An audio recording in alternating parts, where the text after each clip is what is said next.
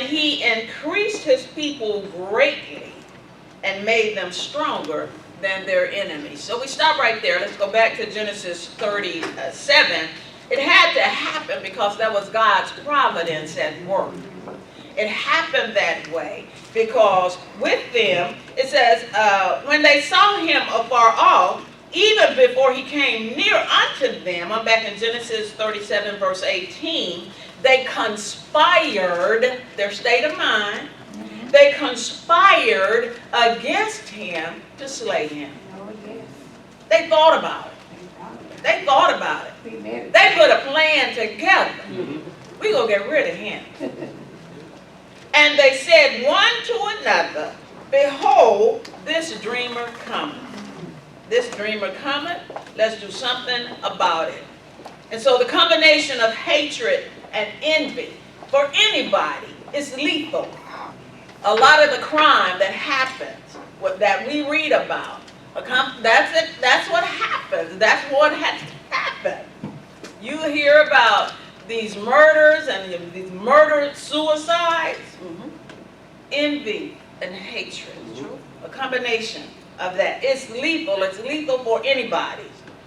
The brothers didn't have to be tempted. No one had to tempt them to do that. They did it on their own because of the way they felt about their brother. All they needed was an opportunity. They got the opportunity, and the first chance they got, they took it. And so when it says, here comes the dreamer, really another way of saying that is, here comes the dream expert. Oh, now he's an expert in dreaming. Not only is he the favorite, but he's an expert in dreaming. Let's do something about it. Let's do something about it. His dreams got him in trouble, but look at God. When his dreams got him into trouble, later on, other people's dreams got him out of trouble because he was able to interpret those. God is at work throughout. You cannot see the hand of God. Many times in your life, you don't think the hand of God is over you. You don't think the hand of God is working in your life. But God is always moving. God is always working. And he's always working it out for your good, Vandal Jr. Always for your good. Oh, it doesn't feel like it. It doesn't seem like it. You know, and it may sometimes things may be delayed in your life. And sometimes you may take a detour in your life. Look at Joseph down in a pit. Yes. But after the delay and after the detour, you can see God, you were in that thing the whole time. Oh, I didn't expect for it to take 17 years to get out of college. I didn't know that when I went to college. I was going like everybody else, and I thought that I would get out in a normal time. I didn't know I would have to go through this and that and this and that to get to that degree. But after I got to that degree, everything I went through, I needed to go through. I needed it. I didn't know my children were going to act out the way they did. I didn't know that. And I didn't know that I was going to go through some of the things that I went through. I did, but God saw that. Amen. God knew it before I did. Amen. And God had already sown that thing all the way up so that it would work out for my good. God is so good. Yes, he is. And so they dropped him in a pit. Look at what it says in verse 20. Come now, therefore, and let us slay him and cast him into some pit. And we will say, some evil beast has devoured him, and we shall see what will become of his dreams. Wow. So they're dropping him in a pit, and Reuben heard it. And he delivered him out of their hands and said, let us not kill him. And Reuben said unto them, shed no blood, but cast him into this pit that is in the wilderness, and lay no hand upon him, that he might rid him out of their hands, to deliver him to his father again. And it came to pass, when Joseph was coming to his brethren, that they stripped Joseph. The one thing that had them envious. They stripped Joseph out of his coat of many colors that was on him. And they took him and cast him into a pit, and the pit was empty. There was no water in it. And they sat down. Look at this. Their brother. They sat down to eat like nothing ever happened. Like they hadn't done anything, Sister Cynthia. They sat down to eat, and they lifted up their eyes and looked, and behold, a company of Ishmaelites came from Gilead with their camels bearing spicery and balm and myrrh, going to carry it down to Egypt. And Judah said unto his brethren, what profit is it if we slay our brother and conceal his blood? No, let's get something out of this. You know, it's difficult to understand how they could sit down. You think about your family. Think about your sisters and brothers. It's difficult to understand how they could sit down, calmly eat a meal. Calmly eat a meal. They're just satisfied with what they had done while their brother was suffering. Now, you can't be let down into a pit. You're 17 years old. He's just a child. Think about you when you were 17. Think about your children when they were 17. You scary? You down in a pit? You're not just going to sit down. You're not just going to let them just put you down in there without, look, y'all, why y'all doing this? Get me out of here. Yeah. It's scary. I'm by myself. I'm coming to see about y'all, the people that care, that's supposed to care about me. But y'all got me in a pit. Get me out of here. I want to go home. And you can't let tear at your heart. When somebody say, I want to go home, I want to go home. Yeah. I want to go home. I don't have a mother. Get me back to my father. I want to go home. But you sit there and you eating a peanut butter sandwich. Just like you hadn't done anything. You just sitting there. And so they said, we might as well get something out of this. Their heart had been hardened by hatred. When your heart is hardened by hatred, it's just almost impossible to penetrate. It's almost impossible to penetrate. It takes God, and it takes a change of heart, it takes a change of mind. It takes a change of mind. So they spied a Midianite merchant coming. There was a train, Midianite train coming. And they said, we can just sell him. We get some money out of this instead of that. And so now they're going into deception. They're going into deception. This whole family is just a cycle. It's just a cycle. It's a cycle of deceit. It's a cycle of hatred. It's a cycle of envy. I heard you say, Pastor Glenn, earlier that you reap what you sow. It's a true biblical principle. Y'all understand that. You reap what you sow. You put it out there, and you're putting it out there thinking nothing's ever going to happen. You're putting it out there thinking it'll never come back around to you. It may not come around the way you think it's going to come around. It may not come the way you put it out. But something is going to happen as a result of what you sowed. Something's going to happen. And so now the family, you know, their daddy, their granddaddy, all of these things, and it goes all the way back. It goes all the way back to Abraham. He was deceitful. You know, so it was just a continuous cycle. But all of this, it shows us, is through it all how merciful God is. So what is mercy? When we don't get what we deserve. Oh, you did it. You did it. And rightfully, you have a right to receive whatever it is you receive. But God is so merciful when He steps in and He doesn't give you what you deserve. And so this shows us God's providence, and it shows us God's mercy. And so they, full of deception, one sin led to another. And you can't hardly do just one sin and sit on down. Come on, say amen, somebody. Amen. One sin lead to another sin. And that sin lead to another sin. And before you know it, you're like, Lord, help me, Jesus. I'm on a train, I can't stop. And God is the only one who can stop it. And so one sin led to another, and they began to fabricate this whole story with the evidence that they were getting ready to present to their father. And so In verse 37, Reuben, remember, had protested. Reuben returned into the pit. When he got to the pit, the child was gone.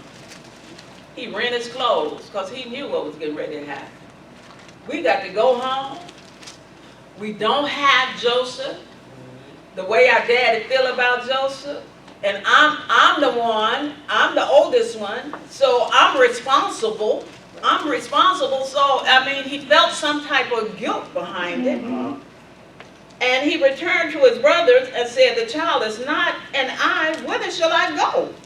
And they took Joseph's coat, the conspiracy of it all, the premeditation of it all, and killed a kid of his goats, and dipped the coat in the blood. Dipped the coat in the blood. And you go all the way back to Jacob, their dad. How did he deceive Isaac, his father, along with his mother? All of this, the family drama of it all. And so they sent the coat of many colors, and they brought it to their father and said, this have we found, one lie leading to another. And that show can't tell one lie without telling another. This have we found, and now whether it be thy son's coat or no, giving it to him, saying, is this Joseph's coat?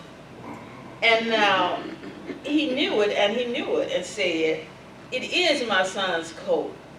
An evil beast has devoured him. You know, he had a habit of just jumping to the worst conclusion anyway. And y'all know, I said, most of the time when something bad happens or something happens, we jump to the worst scenario.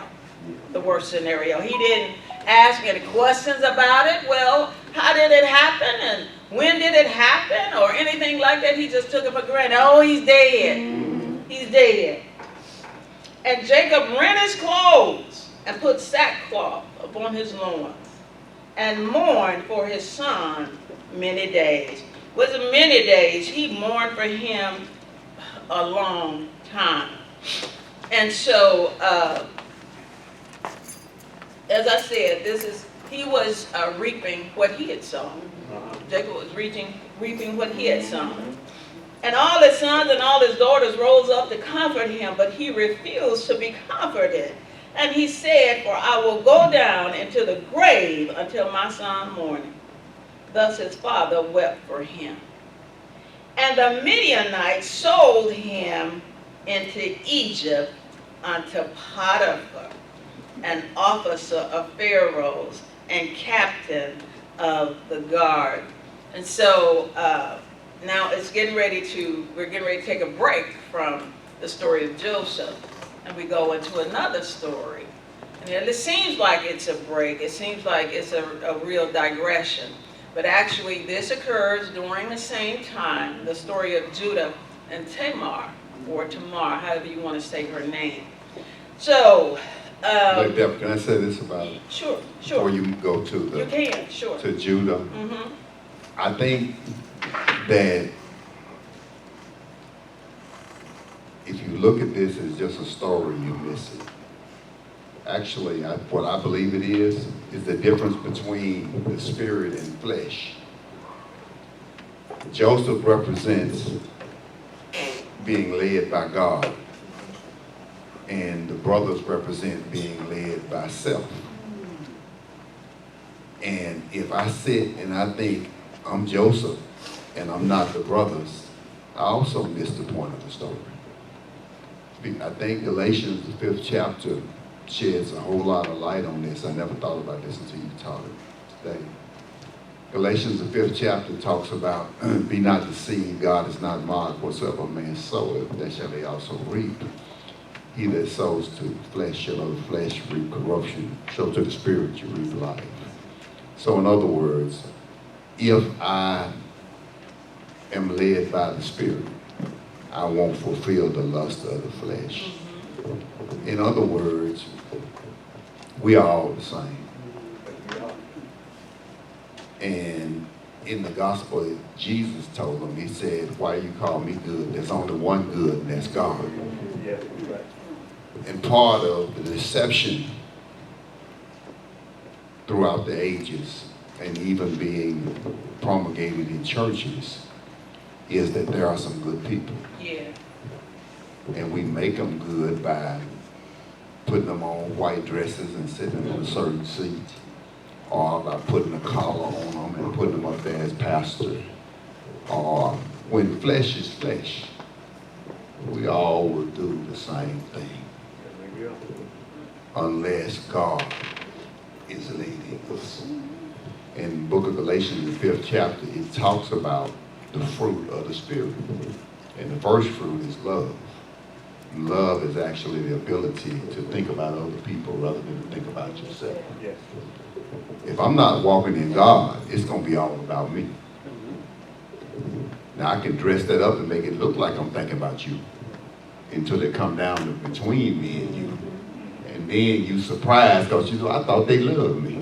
Come on, good. I loved you. I was using you.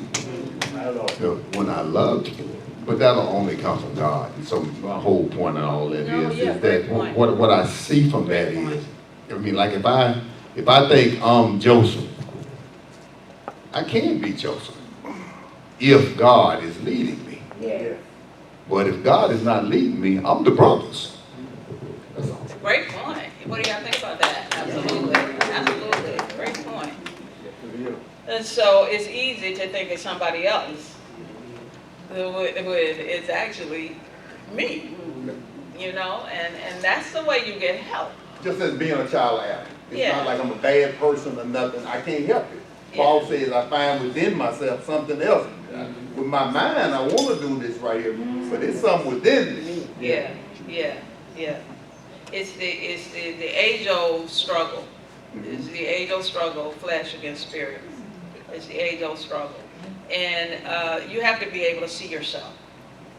Either way, I'm either one. At any given time. Because, you know, it's a snapshot. It's a snapshot of your life. Things don't just happen. What I've learned to do now, Deborah, is that, you know, everybody ain't gonna see themselves. Okay? And you can't make them see themselves. But I'm not going along with you. You can't see yourself, but I see you. Yeah, there you go. And I'm not going along with that lie that you're telling yourself. That go for everybody. Family, friends, and fraternity. Thank you. And you know what? This is a good place for us to break, and we can pick up with Judah and Tamar the next time. No, absolutely. And what I found out, another thing about this story, is that you give your alliance to people you think of for you, Yeah. Everything for you. but they really not for you. Let us ask God for discernment. Right on And that. sometimes And don't ignore the sign. Don't No, ignore it. I was just getting ready to say that. Don't Don't ignore ignore the the sign. Don't ignore the sign. And look, y'all, just because they got your same last name, Yeah. Don't mean nothing. You better say it does not mean a thing. It does not mean a thing. Y'all got the same blood running through your veins. It does not mean a thing. Don't mean you don't People mean. are just People people. just- The story tells us that. They had the same blood. They had the same daddy. They had the same daddy. Just leave. It just was who they just, you know what? This is just how it's gonna be. It's me or you. And if it comes down between me or you, It's you. it's you. And Deborah, you know, as a teacher today, looking at that story, I mean, they had a lot of money, they had a lot of stuff, but I don't see where their daddy was teaching them nothing about God. Yeah, yeah, I don't see where they had any kind of spiritual, and we could do that in church. yeah. We could have a whole lot of programs going on, we could have a whole lot of this going on, but yet ain't nobody teaching nobody nothing about being led by the Spirit. So what you got is a whole big old congregation of devils. Yeah. They're being led by that flesh. I'm trying to knock you down so I can be up Yes, here on the sir. front row. Fair to the back. Good. Yeah. So, okay, so I hear some chatter. So BJ, do you have a different opinion? Okay, do you want to share? You want everybody to share? You want to share so we can talk about it? I was just telling Monique, and Happy Father's Day. I was saying that a lot of times, the way I look at it, because you read things over and over, and God gives you different viewpoints over the years. I look at Joseph as in the normal, that a lot of times family members, it's hard for them to unsee you as who you are, or who God has called you. Yeah. Say that again, I'm sorry. A lot of times it's hard for family members to unsee you, who you are, who God has called you, who you're destined to be. Because we always see, okay, that's my brother, that's this. So when you tell them, man, no, God says I'm going to do this, I'm going to do that, they can't unsee that. No, you come from this, you come from that. That's untrue. We even know that. I can parallel that story to David. David, he was in the back. They didn't know who he was. And I look at it in my life in the natural. Sometimes familiarity brings contentment. The people are just not going to see you. And I'm learning this. I'm still learning. Whatever God gives you a vision, it's your vision. It's not their vision. That's right. And so, you ever notice whenever you tell somebody, I'm going to do this, I'm going to do this, they got an opinion. But they're doing whatever it is they want to do. Yeah. So it's best to keep your opinion to yourself. Yeah. You know what I'm saying? And so, That's a good point. step out when God gives you the finished Just do product. what God tells you. And so, because they can't see what God gives you. No. You know what I'm saying? And so that's all. It's just family don't mean no harm a lot of times. They just can't unsee you being who you are. And so just keep it to yourself. They not see you as being who you were, or because you evolve. Yeah. And that's the thing, family don't. Are you Yeah. okay? I That's understand what something. he's saying. He's saying like, they see you as the old person. Yeah. Even, Yeah. even though you want to change and be a different person, they don't see you. They see you as the old person. I used to shoot dice. I used to rob. I didn't change. Even though I didn't change, they still gonna see me as that same person. Yeah. And he's Yeah. saying like, okay, when God got something for you, don't tell them about it. Let them be the finished product. Yeah. Right. Yeah. Or you know what? Or even if you tell them about it, have enough confidence in what God has told you or instilled in you to go ahead and see it through. Because people are never gonna see They you gonna tell you the way. tell you. They're not gonna feel about your vision Like you feel about like you feel about your vision, and you shouldn't expect them to. You shouldn't expect them to. Sister Jackie got her hand. I just want to add that their vision is limited. You know what I mean? The way you see your space, the vision that God gives you in your dream, they can't see it. You know what They I go mean? back So to what you the just, pastor it's just, a said. lot of people just have limited visions. And limited It dreams. depends on who guiding that vision too. It's like with the brothers, what you was talking about. You know what I'm saying? Yeah. You just gotta speak, I can't make it to you, go ahead. No problem. I think that when God gives you whatever it is He wants you to do, other people are not going to be able to see that or know that unless He reveals that to them. So they'll never understand who you are or what you are about. And it goes right back to the envy and strife and jealousy, you know, because they don't understand. God hasn't revealed that to them. Just Absolutely. to touch on one thing, it goes with what this brother said this morning. See, some people in your life foresee. Come Just on like, now. Come on. Some people ain't gonna be with you all the time. Some people just in life for a season. Us, we have a hard time understanding about that person being in our life season because what? He got the same last name, Come she got on, the same come last on. name. Yeah. She ain't trying to help me, you know what I'm saying? Yeah. But I'm Yeah. with this person. This is my cousin, this is my brother, my sister. I gotta go, you know what I'm saying? Whole time, Yeah. they going this way. I'm going that way. I agree with that totally. You know, you have to have a cutting off point. You got to understand a cutting off. When it's time to cut off. When it's time to cut off. Everybody not meant to come along with you the entire way. Sometimes somebody is meant to a mile, sometimes 2 miles, sometimes 5 miles. You got to know when it's time to leave them behind. And you know, get out your feelings. We all in our feelings about,